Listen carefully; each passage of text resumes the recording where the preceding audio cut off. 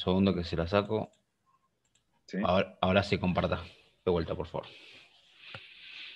Ahora sí. Ahora sí. Una para atrás debería ser. Ahí se ve. Sí, perfecto. Ahí se fue. Bárbaro. Bueno, este año tenemos que lamentar el fallecimiento de dos socios muy queridos, que son el doctor Jorge Ignacio Badaró y el doctor Marcelo Fraise. Sobre el doctor Marcelo Fraise hablará a continuación el doctor Jorge Arias, pero queremos recordar también al doctor Jorge Ignacio Badaró. Él nació el 27 de junio de 1937, rosarino, estudió en la Universidad Nacional de Rosario, fue discípulo del doctor Sagasti, perdón que está mal escrito, el doctor Sagasti, conocido cirujano de Santa Fe. Desarrolló toda su carrera médica en el Hospital Ferroviario, del cual también luego fue director. Fue pionero en coloproctología en su medio, principalmente en Rosario, y fue un concurrente asiduo durante muchísimos años a todas las reuniones científicas y los eventos de la Sociedad de Coloproctología. Tuve el gusto enorme de conocerlo cuando yo era residente y siempre estuvo presente todos los viernes hasta el año 2018 inclusive, hasta que comenzó con sus cuadros de enfermedad. Falleció lamentablemente a los 83 años, el día 25 de abril de este año, y por eso es nuestro recuerdo y reconocimiento a Jorge Badar. A continuación, el doctor Arias hablará, tendrá unas palabras hacia el doctor Marcelo Fraise, quien lamentablemente también falleció en este año.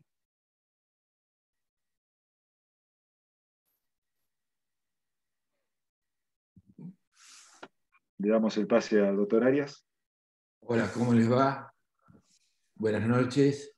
A ver, Sergio, ¿me puedes hacer compartir pantalla? Sí, cuando quiera apriete el botón verde abajo y comparta, Doc.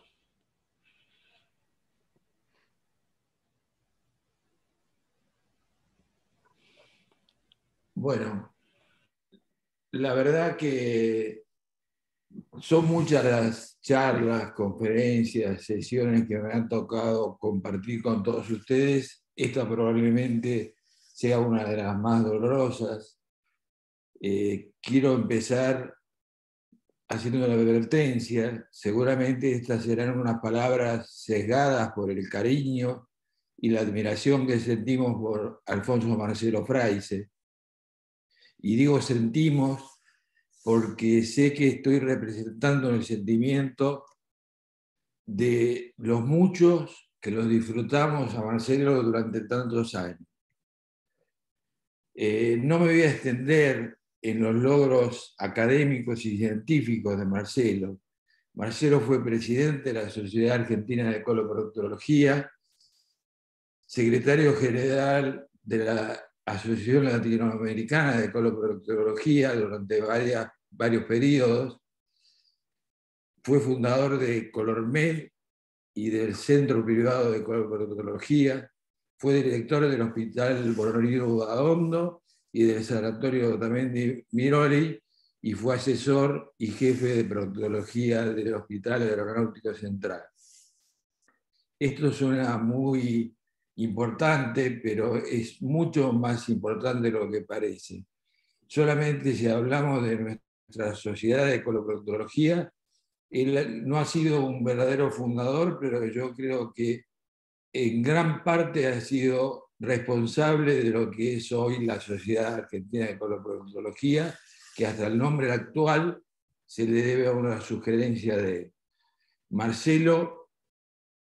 Durante muchísimos años, acá estoy mostrando alguna imagen de todo el grupo, puedo decir que fue un maestro de maestros. Él se recibió en el año 49 en la Universidad de Buenos Aires y las grandes figuras de la cirugía argentina lo reconocían como el proctólogo. Yo creo que ejerció la proctología cuando todavía esta ni siquiera sabía que era una especialidad predeterminada. Acá lo ven en algunos de los primeros congresos. Y lo que les decía antes, ustedes pueden ver que varias generaciones de proctólogos argentinos reconocen en Marcelo y reconocerán siempre un verdadero maestro. Acá, por ejemplo, lo tenemos con otros amigos del exterior, compartió numerosos cursos y verdaderamente todas las grandes figuras de la cirugía y especialmente de la coloproctología argentina lo reconocieron como su mentor y maestro.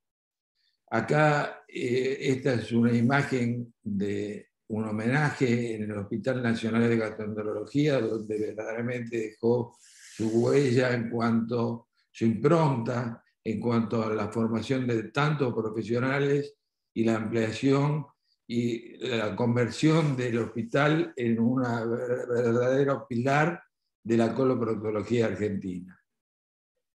Fue también, como les decía, asesor de coloproctología del Hospital Aeronáutico Central, donde desde Graciano, yo, Napoli, Mario Salomón, todos fuimos residentes del hospital y yo puedo decir en mi caso, y sé que en el de varios, que soy coloproctólogo por querer imitar o ser, aunque sea una parte, tener una parte del nivel que tuvo Marcelo Fraisse. Acá lo ven con Alfredo Graciano. En todas las reuniones que hemos compartido con él, y congresos, inevitablemente él se transformaba en el centro de la reunión, contando historias, anécdotas, cirugías y demás. ¿Hay algún micrófono por ahí abierto? Bueno, hemos participado en cursos en prácticamente todas las provincias de Argentina y, por supuesto, en Buenos Aires, en el exterior. Acá lo ven siempre sonriendo, riéndose, y esto marcaba su personalidad y muchas veces creíamos que llegó a los 99 años también precisamente por ese humor que tenía. Aquí con el doctor Specie y el doctor Sokol, quienes fueron sus primeros socios en un consultorio en la calle Anchorena. Aquí en la Patagonia, dando un curso de coloproctología, acá en el Chaco, acá operando en el Chaco, él siempre estaba dispuesto en cualquier hospital, provincia, a operar, y lo hacía sin ningún reparo y sin ninguna condición. Marcelo también fue fundador de la Asociación Argentina de Ostomizados. Toda una vida dedicado a los ostomizados. Cada miércoles asistía, primero la Asociación de Ostomizados tenía la sede en el tercer piso del edificio que compartíamos en la calle Córdoba, y luego cuando ya, gracias a Marcelo, consiguieron el departamento de la calle Quinto, él asistía cada miércoles durante 50 años. Asistió asimismo a la fundación de filiales en todas prácticamente las provincias de Argentina. Cuando ya tenía 95 años, elaboró conmigo esta guía práctica de cuidado para ostomías, y todavía hace apenas 3 años, a los 94, 95 años, concurrió con Pablo Farina al interior del país a dar charlas.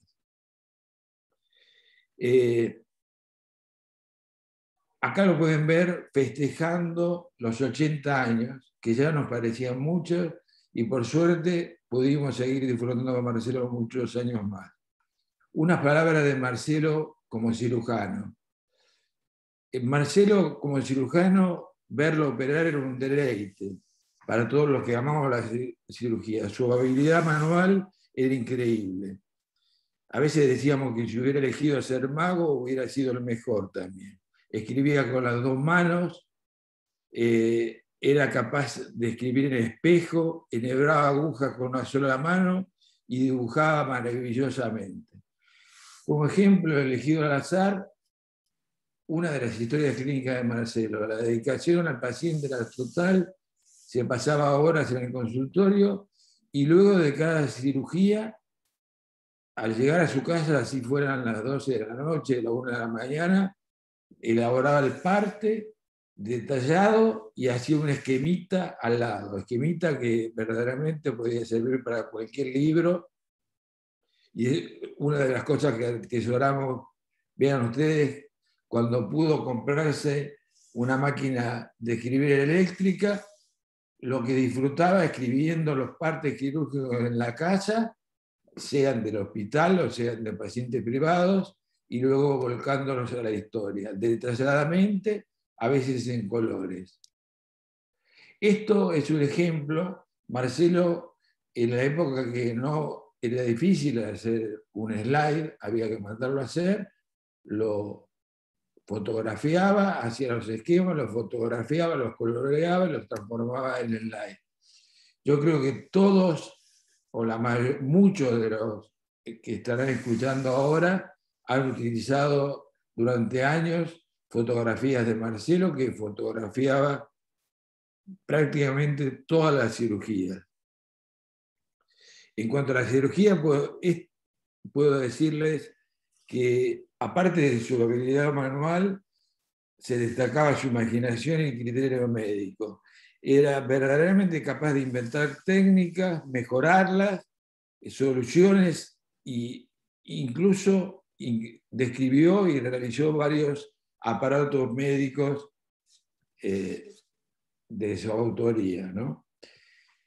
Como ejemplo, esto lo escribió un mes antes de morir, y como ustedes ven, más allá de lo que dice, que me honra, Marcelo aquí ya se sentía mal porque escribía mal, decía. Miren cuántos de nosotros le enviáramos la letra a los 99 años. Marcelo estuvo casado más de 50 años con Edith Maldonado, tuvo 3 hijas. Aquí el gusto de que, la honra de que Edith me instrumentara en algunas de mis primeras cirugías, 3 hijas y varios hijos, como él solía decir, varios hijos putativos de la vida. Yo siempre creí que era una mala palabra, hoy lo busqué y con orgullo puedo decir que putativo quiere decir hijo reconocido como tal, a pesar de que no lo sea en forma legal. Así que me siento, y varios de nosotros se sienten orgullosos de decir que son hijos o nietos putativos de Marcelo. Tuvo 8 nietos y 9 bisnietos. Pero sobre todo quiero descartar el humor de Marcelo. Era incapaz de asistir a una reunión y no transformarse en el centro. Sus clases eran divertidas y cada uno de nosotros la recuerda con añoranza. Y otra de las grandes virtudes fue la capacidad de apoyar toda iniciativa de cualquiera de nosotros, aunque a veces alguna de estas iniciativas significara comprometer o arriesgar su propio patrimonio. Cada cosa de alguno de sus hijos o cada logro de alguno de ellos era inmediatamente auspiciado y felicitado, y generalmente mejorada por la capacidad de Marcelo. Marcelo, como les decía, nació el 19 de marzo del año 22 y falleció hace 15 días a los casi 100 años. Para terminar, quiero contarles aquí con algunos de sus nietos una pequeña historia. Como les decía, cuando Edith falleció en el año 2007, Marcelo tenía 85 años y la mayoría opinaba que el final estaba cerca. Sin embargo, cuando salíamos del cementerio, Marcelo me dijo: Jorgito, habrá que empezar de nuevo. Y vaya si empezó de nuevo, la conoció a Dolores, se volvió a casar, entre comillas, con ella, y compartimos viajes y nuevas alegrías y sonrisas. Aquí está yendo al Congreso de la LAP de Mendoza a los 87 años. A los 85 también, luego de 80 años, él no tenía un perro desde los 5, volvió a tener perro y ahí está con su amado perrito Sansón. Acá con Edith en ese viaje, acá al cumplir los 90, ejerciendo en nuestro consultorio, con la torta que le hicimos, a los 94 con toda su familia, con el otro hijo putativo Alejandro Gutiérrez. Acá está en el cumpleaños del 95, acá en los 96, acá con toda la familia del CPP en una de las fiestas de fin de año, en el 2019, cuando todavía se podía hacerlo, y acá probablemente un récord para Guinness, a los 97 haciendo una endoscopía. Marcelo, si no hubiera sido por la pandemia, hubiera seguido hasta los 98, 99 años, ejerciendo consultorio y manejando su auto. Así vivió entonces hasta los 99 años, acá lo estamos festejando. Y como le decía, él siempre decía que habría que empezar de nuevo. Nosotros siempre recordando esa sonrisa, ese humor, le decimos que seguramente trataremos de empezar de nuevo, pero sin él va a ser bastante difícil. Acá de nuevo todo el grupo, como les mostraba antes. Muchas gracias por la atención y quiero recordarlo aquí comiendo una pizza y sonriendo con varios de nosotros, y riendo a carcajadas. Muchas gracias.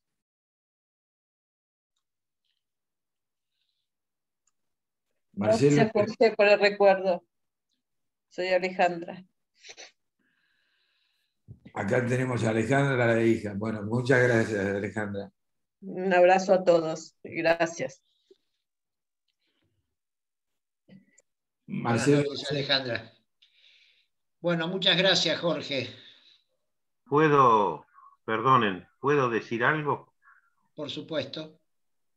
Buenas noches. Yo soy Hernán Granato. Escribí un chat y no sale, así que me permito robarles 2 minutos. Soy Hernán Granato, coordinador de AOLIN, Asociación Ostomizados Linqueños. Conocí a Marcelo hace aproximadamente 20 años. Fue nuestro mentor en la creación de este centro de ostomizados, que aún lo tenemos y trabajamos en él.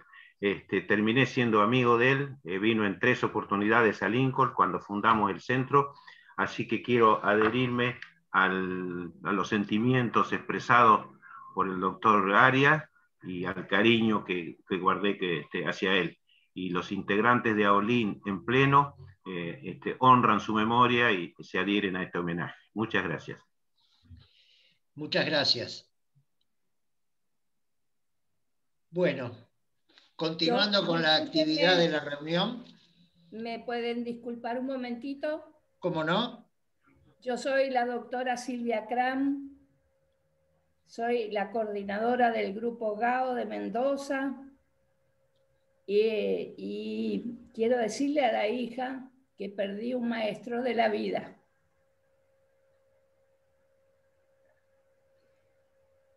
Nada más.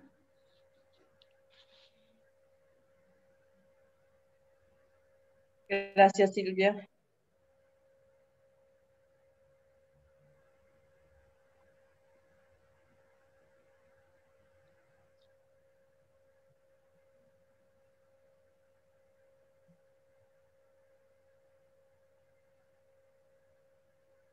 Bueno, muchas gracias por la participación de los invitados.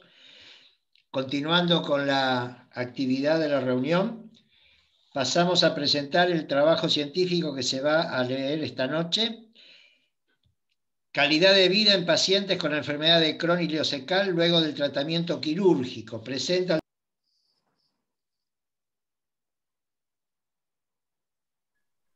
Doctor Zanoni se mutió.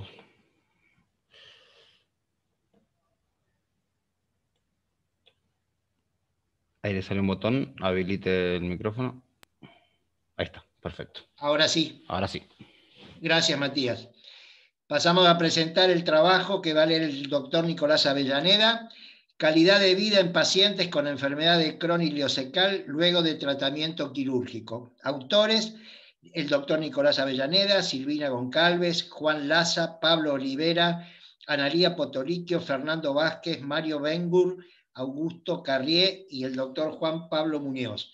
Pertenecen al Centro Nueva Proctología, el Servicio de Cirugía General de CEMIC y Servicio de Gastroenterología del Hospital Bonorino Udaondo. Doctor Avellaneda, te escuchamos. Muchas gracias, doctor. Se ve ahí, ¿no? Perfecto, doctor. Bien. Bueno, buenas noches a todos. Mi nombre es Nicolás Avellaneda, soy cirujano de CEMIC y de Nueva Proctología, y estoy acá en representación de nuestro grupo para leer el trabajo Calidad de vida en pacientes con enfermedad de Crohn ileocecal posterior al tratamiento quirúrgico. Es un honor para nosotros poder presentar esta publicación en esta sesión solemne donde se realiza la conmemoración de la vida y trabajo de dos ilustres cirujanos colorectales como lo fueron el doctor Fraise y el doctor Badaró, y agradecemos a la sociedad por la invitación. A manera de introducción, la enfermedad de Crohn implica un proceso inflamatorio crónico y transmural que puede afectar cualquier órgano del tubo digestivo y se caracteriza por presentar exacerbaciones y remisiones. Su incidencia ha aumentado a nivel mundial en los últimos años y es una enfermedad que tiene un gran impacto en la calidad de vida de los pacientes. A pesar de los avances en el tratamiento médico de la enfermedad de Crohn, el 30 o 40% de los pacientes requieren tratamiento quirúrgico en algún momento de su evolución, y los objetivos del mismo apuntan a resolver las complicaciones, restituir la salud de los pacientes y preservar la mayor cantidad de intestino posible, evitando ostomías definitivas y permitiendo que el paciente retorne a su tratamiento médico de sostén. 2/3 de los enfermos debutan con afectación ileocecal, y si bien la cirugía está asociada a la resolución de las complicaciones que ocurren durante el tratamiento médico, una resección quirúrgica temprana podría evitar las mismas, disminuyendo la morbimortalidad del procedimiento. Pocos estudios han estudiado el impacto de las diferentes modalidades terapéuticas sobre la calidad de vida, y el objetivo de este trabajo es comparar la calidad de vida de pacientes operados por enfermedad de Crohn ileocecal antes y después de la cirugía.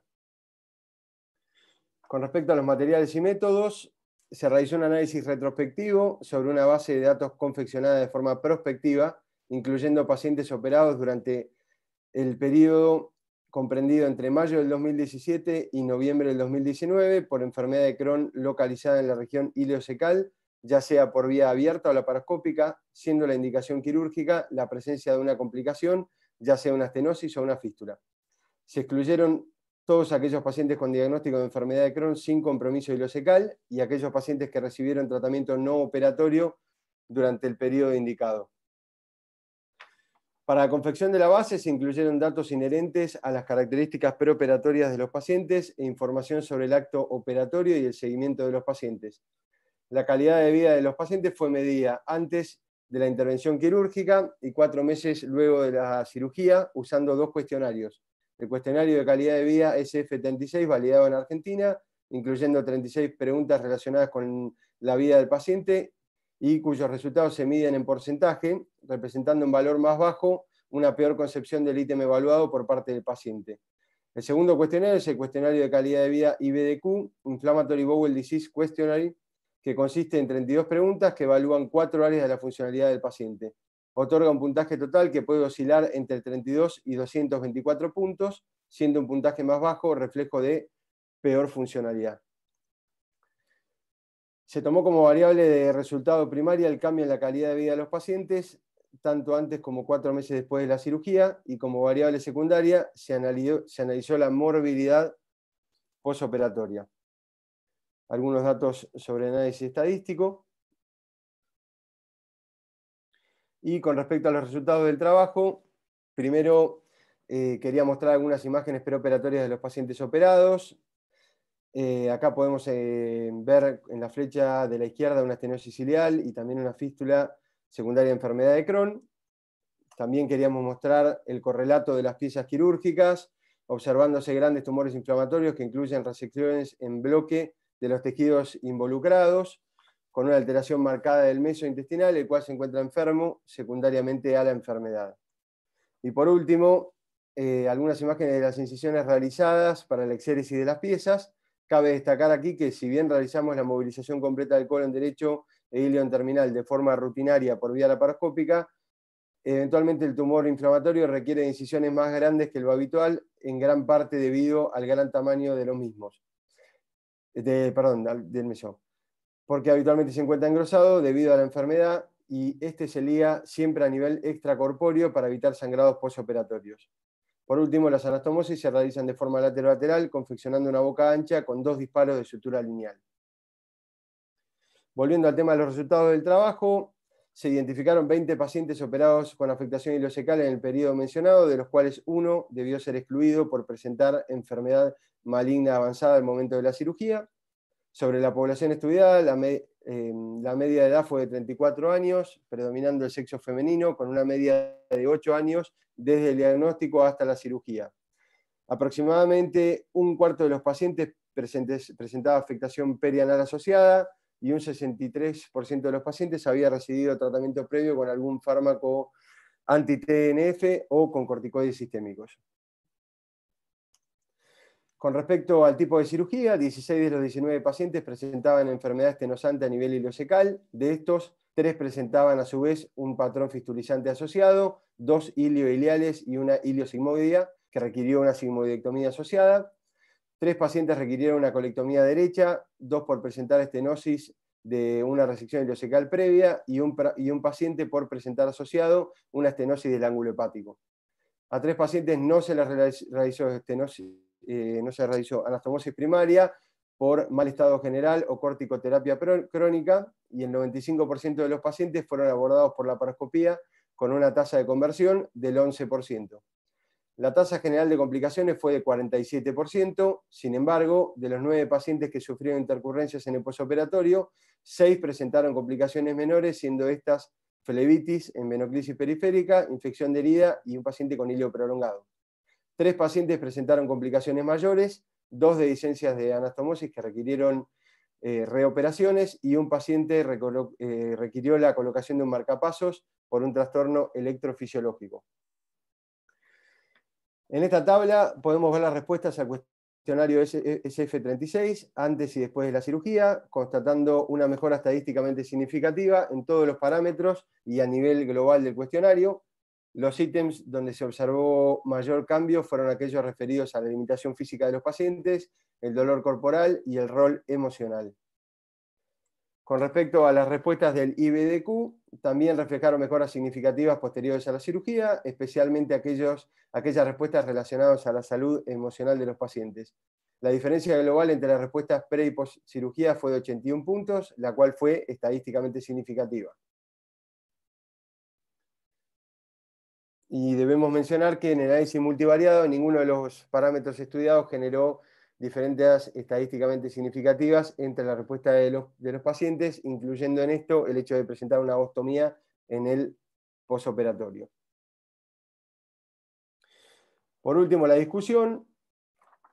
La región ileocecal es la más frecuentemente afectada en la enfermedad de Crohn. Para aquellos que debutan con enfermedad en esta localización, los fármacos anti-TNF presentan una segunda línea de tratamiento en quienes no responden a las drogas convencionales, presentan resistencia o dependencia a corticoides en ausencia de enfermedad estenosante o fistulizante. Aún con el advenimiento de los fármacos anti-TNF, un tercio de los pacientes con enfermedad ileocecal todavía requieren cirugía antes de los 5 años de haber empezado el tratamiento médico por resistencia al mismo o por complicaciones de la enfermedad, ya sean estenosis o fístulas, como es el caso de toda la población de nuestros pacientes.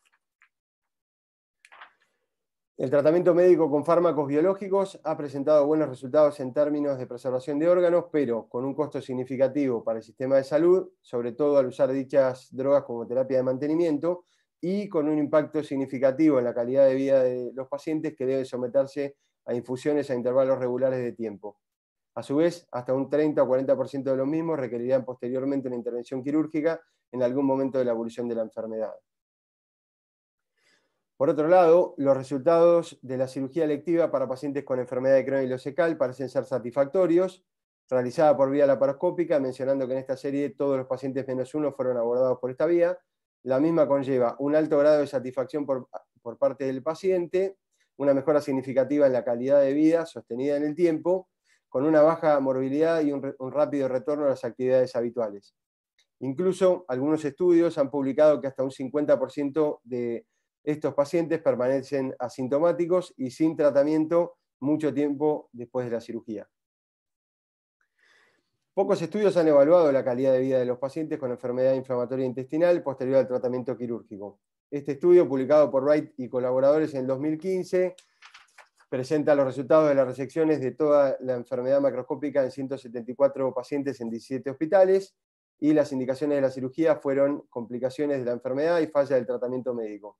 De todos los pacientes, a 133 se les realizó una resección ileocecal y en 15 casos se asoció una resección proximal concomitante, y utilizando los mismos cuestionarios que nosotros, midieron el impacto en la calidad de vida de los pacientes posterior a la cirugía, evidenciando una mejora significativa a este nivel en el posoperatorio, la cual se sostuvo en el tiempo. Estos hallazgos son consecuentes con los resultados reflejados en el presente estudio. Otros dos estudios presentados por Tirley y colaboradores y Hammond y colaboradores también encontraron diferencias significativas en la calidad de vida de los pacientes posterior a la cirugía, resultados que son coincidentes con los descritos en este trabajo. Por último, creemos que estos dos muy importantes estudios llevados a cabo por el grupo LYRIC deben ser mencionados y tenidos en cuenta cuando se habla de la enfermedad de Crohn ileocecal, ya que sus resultados han empezado a cambiar el paradigma de que los pacientes deben ser llevados a cirugía solo al presentar complicaciones. Este grupo demostró que la cirugía temprana en pacientes con enfermedad de Crohn ileocecal tiene buenos resultados, y como conclusión, en la actualidad, a pesar del advenimiento de los fármacos anti-TNF, muchos pacientes con enfermedad de Crohn ileocecal requieren tratamiento quirúrgico resectivo durante la evolución de su enfermedad, con complicaciones que ya pueden ser estenosis o fístulas, o por resistencia al tratamiento médico. En estos pacientes, la cirugía ha demostrado alcanzar resultados posoperatorios satisfactorios, con una aceptable morbilidad y una mejora significativa en los parámetros de vida. Considerando que un porcentaje importante de los pacientes se operan luego del fracaso en el tratamiento de segunda línea, y en muchos casos en condiciones clínicas más desfavorables, nosotros creemos que una cirugía temprana podría mejorar aún más los resultados objetivados en este trabajo. Y bueno, por último, agradecer al doctor Marcelo Polastri, que leyó este artículo y nos hizo estos comentarios, resaltando sobre todo que probablemente a futuro la cirugía temprana en este tipo de pacientes pueda obtener mejores resultados, y no esperando a que los pacientes hayan fallado a 1, 2 o 3 esquemas de drogas biológicas antes de llegar al tratamiento quirúrgico.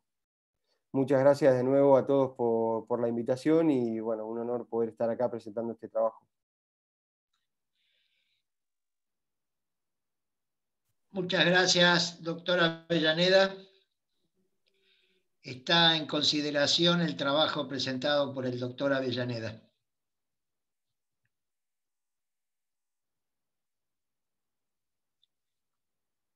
Matías. Sí, doctor. ¿Se escuchó lo que hablé? ¿Estoy abierto? Sí, sí, perfecto. Ahí... Bárbaro, gracias. ¿Puedo hacer una pregunta, Luis, o un comentario? Por supuesto, Billy. Buenas noches. Buenas noches. Me pareció muy interesante el abordaje de la calidad de vida en los trabajos científicos. Creo que hoy es una necesidad. Lo único que tengo, digamos, y los felicito, la verdad que un trabajo de varios centros asistenciales hoy es necesario para poder tener un N que refleje un poco la experiencia total. Lo único que sugeriría al grupo es que en todo caso, si no les parece mal, tomar en cuenta que cuando uno hace referencia a las complicaciones, para un poco unificar los criterios, utilicemos lo que se utiliza hoy en todos los ateneos de morbimortalidad, que es la clasificación de Clavin-Dindo, que creo que sería quizás más abarcativa y se puede homogeneizar el tipo de complicaciones que uno tiene en las cirugías. Por lo demás, me pareció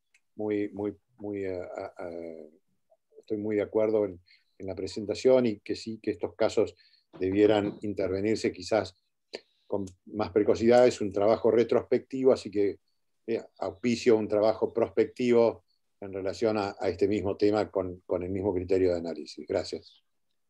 Muchas gracias, Billy, por tus comentarios. Totalmente de acuerdo con lo de la clasificación de Clavien. Eso no tengo ningún comentario, la verdad que estoy totalmente de acuerdo, y para futuros trabajos seguramente va a ser algo que vamos a considerar. Y con respecto a lo que decías de futuros trabajos prospectivos, justo reviendo este trabajo, lo habremos terminado de escribir hace un año, después con correcciones y cosas pasó el tiempo y la pandemia, y ahora nosotros tenemos el doble de pacientes en la base de datos, y la realidad es que ese doble de pacientes son pacientes, esa segunda mitad que vino, muchos son abordaje temprano de pacientes, porque gracias a, digamos, bueno, estos estudios del grupo LIRIC, que seguramente después vendrán otros estudios sucesivos, se empezó a poner sobre la mesa esto, que los pacientes muchas veces llegan con complicaciones y hace que la cirugía sea más complicada, muchas veces los pacientes habiendo fallado varias líneas de tratamiento, y hoy ya incluso en el consenso 2019 de ECO ya se propone como una alternativa cuando un paciente falla en la primera línea de tratamiento, bueno, puede ir hacia biológicos o hacia una cirugía temprana, y la guía ECO ya lo sugiere como una estrategia válida y que debe ser ofrecida al paciente. Y como digo, nosotros empezamos a tener muchos pacientes ahora por poder empezar a poner sobre la mesa esto de empezar a evaluar los pacientes y discutirlos cuando se diagnostican y no cuando tienen un criterio quirúrgico, y entonces engrosar un poco las líneas y ver realmente cómo es la calidad de vida de los pacientes, no de estos que ya tienen complicaciones, que de repente la hipótesis es fácilmente comprobable porque estos pacientes tienen deterioro de la calidad de vida mayor, sobre todo por sus complicaciones, ver si ese cambio en la calidad de vida se refleja también en los pacientes a los cuales se le ofrece este abordaje temprano. Muy bien. Doctor Adrián Matacheo. Gracias, doctor Zanoni. Hola, Nicolás. Gracias por presentar esta experiencia. La verdad que parece un número muy importante en poco tiempo de pacientes. Yo tengo una pregunta que hacerte, representando por lo menos para mí a aquellos que no tenemos tanta experiencia en enfermedad inflamatoria y mucho menos en enfermedad de Crohn, pero relacionadas directamente con el trabajo que presentaste. Porque entiendo y hiciste mucho hincapié en la cirugía temprana dentro de las conclusiones, pero yo no alcanzo a interpretar sobre la base de estos pacientes cómo eso ha impactado en los resultados de ustedes. ¿Por qué? Porque creo que de alguna manera lo esbozaste en la respuesta que diste recién. Tal vez un trabajo comparativo que evalúe los pacientes en tratamiento sin cirugía, con biológicos, tal vez, o con corticoides, comparado con los que se operaron, podría establecer una aproximación en cuanto a quién tuvo una mejor calidad de vida posterior al tratamiento, o eventualmente los pacientes que sean divididos en función del tiempo, decidiendo quiénes se operaron tempranamente y quiénes no, y tuvieron impacto en la calidad de vida. Porque, insisto, y en esto espero me puedas ilustrar, ¿qué esperaríamos de una cirugía, sacando las complicaciones que puedan ser más o menos importantes, en términos de resultados de calidad de vida, después de hacer una cirugía que tiene la intención de mejorar la calidad de vida porque es un paciente que ya tiene complicaciones, o tiene estenosis o tiene fístula? Entonces, ¿esperaríamos que no mejore la calidad de vida después de una operación? ¿Eso sería un resultado esperable? Te felicito nuevamente. Hola Adrián, muchas gracias por tus comentarios. A ver, yo la verdad que empecé a tener mucho ruedo con enfermedad inflamatoria cuando empecé a formarme con Pablo Muñoz, y de hecho los 19 pacientes que nosotros presentamos en este trabajo son todos de él, es decir, todos de él. Son del grupo, nosotros lo asistimos en las cirugías y qué sé yo, pero él era el cirujano de cabecera de los pacientes, y yo empecé a entender un poco, ahí está Pablo, creo que ahí está. Bueno, respondiendo a tu pregunta. Sí, acá estoy escuchando. Hola, Pablito. Nico. Respondiendo a tu pregunta, yo empecé a entender un poco de esto de enfermedad inflamatoria porque durante muchísimo tiempo el paradigma en la enfermedad inflamatoria fue intentar evitar la cirugía porque, digamos, todos estos pacientes, la media de edad son pacientes muy jóvenes y tienen una enfermedad crónica que se caracteriza por tener exacerbaciones, remisiones, y uno, suponiendo que a lo largo de su vida puede tener otras cirugías, durante mucho tiempo se jugó con el paradigma de no operar a estos pacientes y en vez ofrecerles múltiples líneas de tratamiento médico, y en ese orden de cosas los gastroenterólogos han trabajado mucho para ir encontrando nuevas líneas de tratamiento, arrancando por el infliximab, que si no me equivoco fue el primer biológico, y después siguiendo por Humira, hasta todas las nuevas líneas de tratamiento con biológicos que hay ahora, que son múltiples líneas. Y durante mucho tiempo los pacientes pasaban por primero el tratamiento estándar de primera línea, después otra línea de farmacobiológicos, otra línea, y cuando el paciente había fracasado por ahí a 3 líneas de tratamiento biológico o intratratamiento había desarrollado una complicación como puede ser una fístula, una estenosis, que sea una estenosis no inflamatoria sino por fibrosis, recién ahí se presentaba el paciente en el Ateneo para presentarse al cirujano para que lo opere.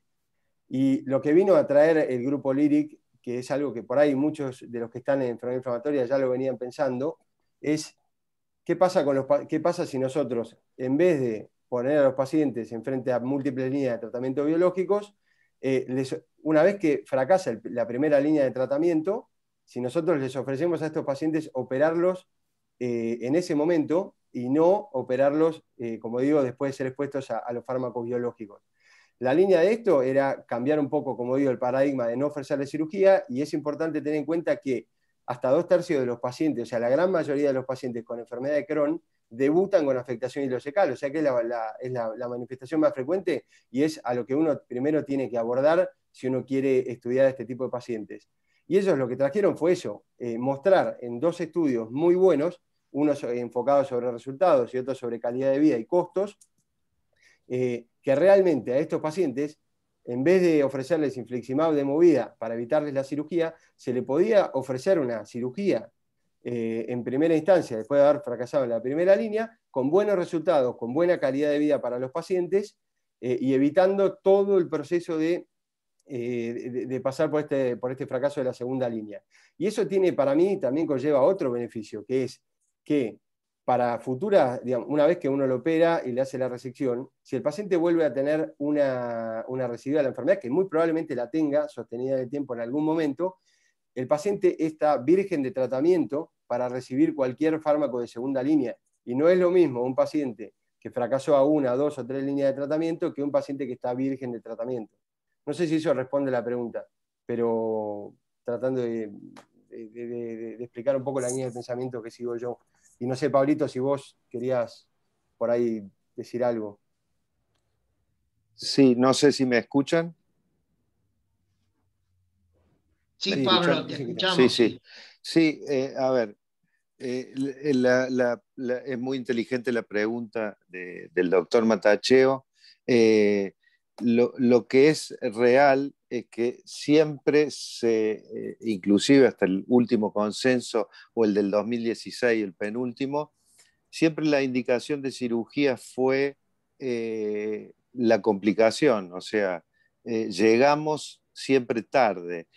Y cuando uno ve la base de datos de nuestros pacientes, vemos que cada vez operamos pacientes con más líneas de biológicos, o sea, falla 1, falla 2, falla 3, algunos falla 4 biológicos, y eso hace pensar en qué, o nos hacía pensar a nosotros en qué pasa con quien maneja al paciente, el gastroenterólogo, que piensa o ve que la calidad de vida puede ser mejor con 1, 2 o 3 biológicos, a pesar de que los pacientes ya tienen estenosis o algunas fístulas sin absceso, por supuesto.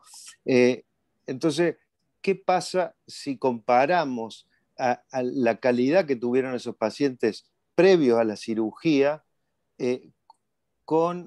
mostrándoles, nuestra idea fue siempre, más que presentarlo en la revista de coloproctología, que era una linda oportunidad, además en la sociedad de gastro, para involucrar y ver qué se generaba en la sociedad de gastro, porque nosotros creemos que el paciente operado tiene muchas más posibilidades y mejores posibilidades que el biológico lo reciba o el tratamiento lo reciba oportunamente después, independientemente si ya tiene una complicación o es de inicio, como en los trabajos nuevos que ofrecen cirugía a los pacientes que tienen lesiones menores a 40 centímetros iliosecales, ¿no?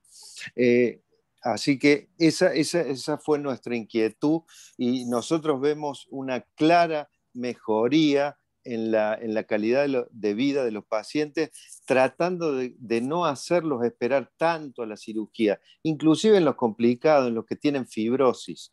No hablo de edema, bueno, ahora ya edema en menos de 40 centímetros sería una posible indicación de cirugía, por lo menos para charlar. Pero la idea, no sé si esto puede responder tu pregunta, Adrián, pero me parece que es la idea. Tratar de que el paciente que tiene fibrosis o complicaciones, que padece y sufre y que tiene pobre calidad de vida, llegue más rápido a la cirugía y no con reiterados tratamientos médicos que finalmente hacen que el paciente llegue malnutrido, a veces corticoide dependiente y en mal estado. Y a veces uno no puede hacer una anastomosis inclusive primaria.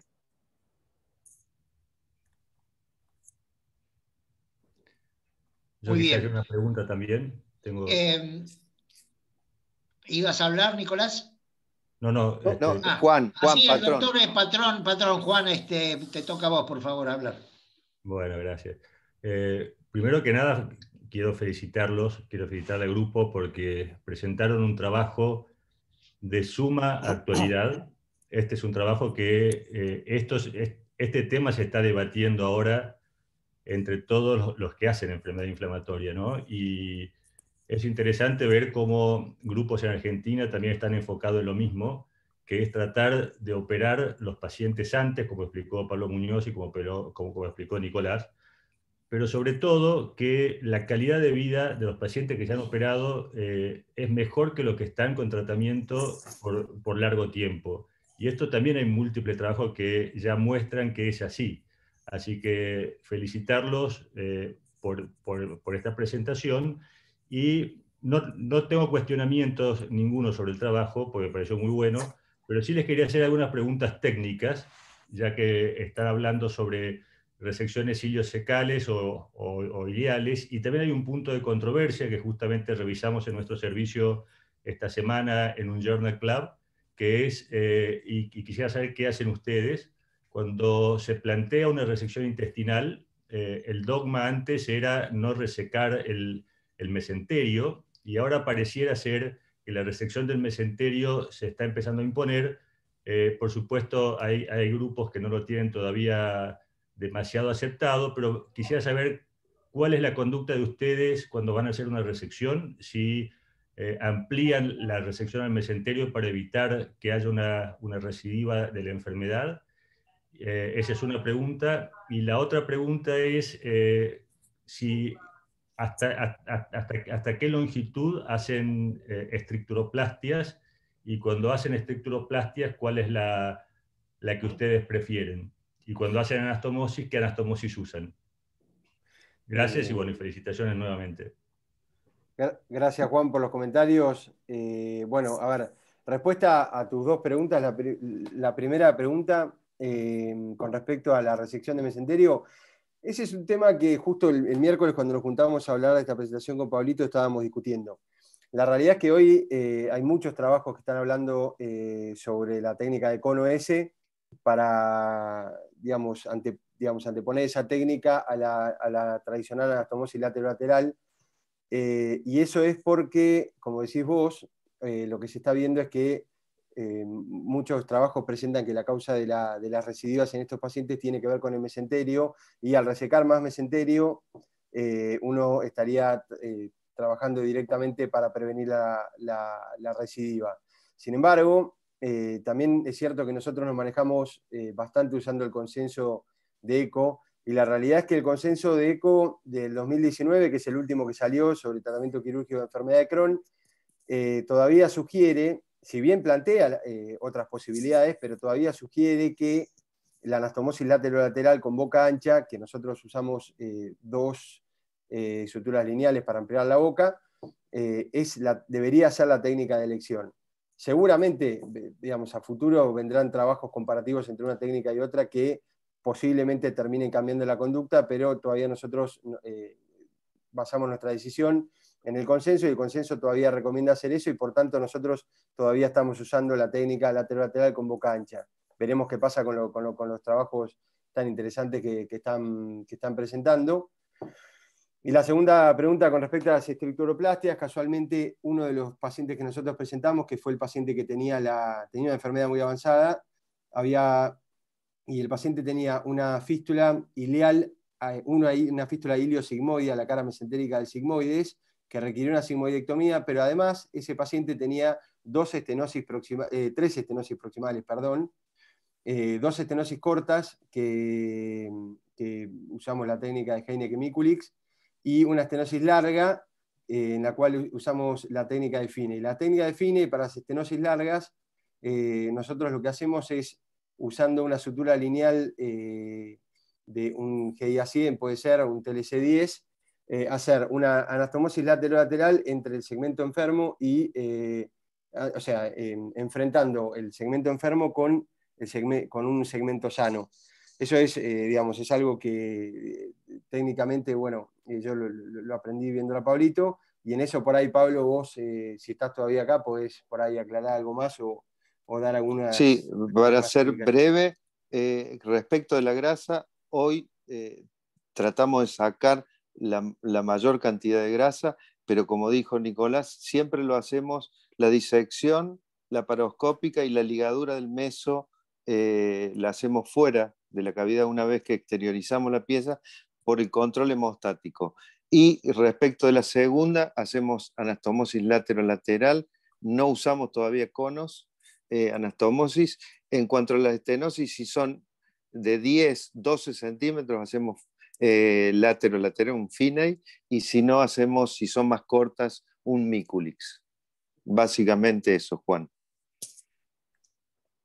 Gracias. Muy bien. El doctor Weingut, ¿querías hacer algún comentario?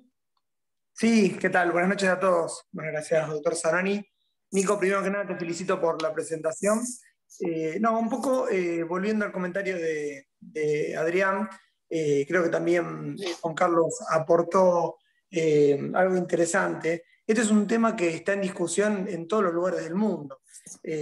Como correctamente hizo su apreciación Adrián Matacheo, es cierto, si uno compara calidad de vida en pacientes que están con complicaciones y posterior, por supuesto que la mejoría va a ser notable.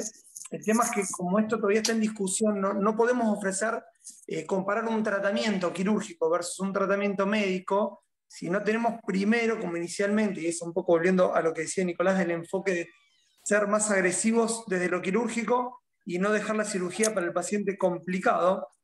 Uno como que primero tenemos que partir demostrando que la cirugía es efectiva a nivel de calidad de vida. Entonces, a partir de ahí, seguramente van a venir los trabajos posteriores que podamos comparar. Sácalo del juego, mamá, no es tan complicado. Pablito, silenciate. Para poder comparar, como decía, un tratamiento biológico versus la cirugía. Me parece que estamos en camino de eso, pero bueno, son etapas que creo que hay que ir pasando. En el grupo nuestro estamos convencidos que el futuro seguramente va a ser la cirugía precoz, sobre todo porque estamos con pacientes jóvenes, en donde la calidad de vida se altera muchísimo, y quizás el día de mañana estemos discutiendo cuál es el mejor tratamiento para la recaída de estos pacientes.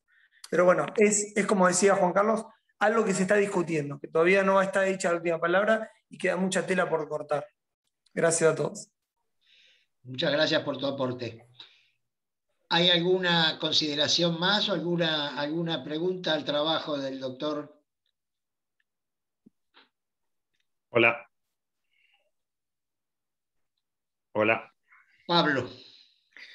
No, felicitarlo a Nicolás por la presentación y al grupo por traer un trabajo que realmente es algo que se está discutiendo en todos lados.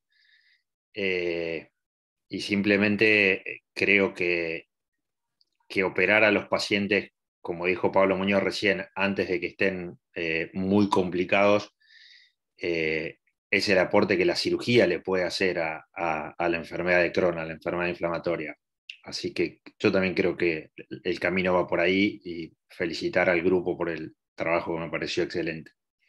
Gracias. Gracias, Pablito. ¿Algún comentario, Nicolás? No, Doc, agradecerle nuevamente a la sociedad por habernos invitado y obviamente, bueno, nosotros, como digo, ya estamos haciendo la segunda versión de este trabajo, tomando los pacientes de cirugía temprana también, así que si alguien está interesado en participar y trabajar de forma colaborativa, están todos invitados a sumar su experiencia y poder trabajar juntos. Muchas gracias. ¿Hay alguna consideración, algún aporte más? Si el presidente me permite. Por supuesto, Adrián, te escuchamos.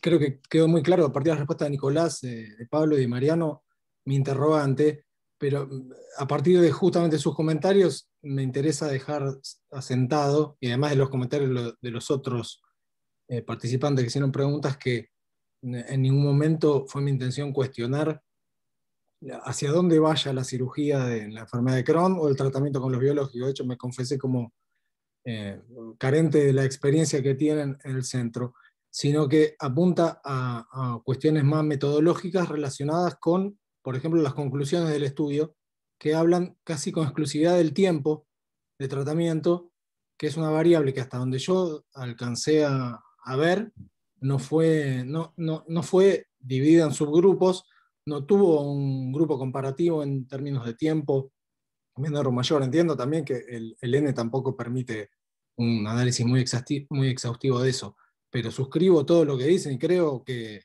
el camino hacia el cual va el tratamiento es en ese sentido. Muchas gracias, Adrián Matecheo. ¿Hay algún otro aporte, alguna consulta al trabajo del doctor Avellaneda?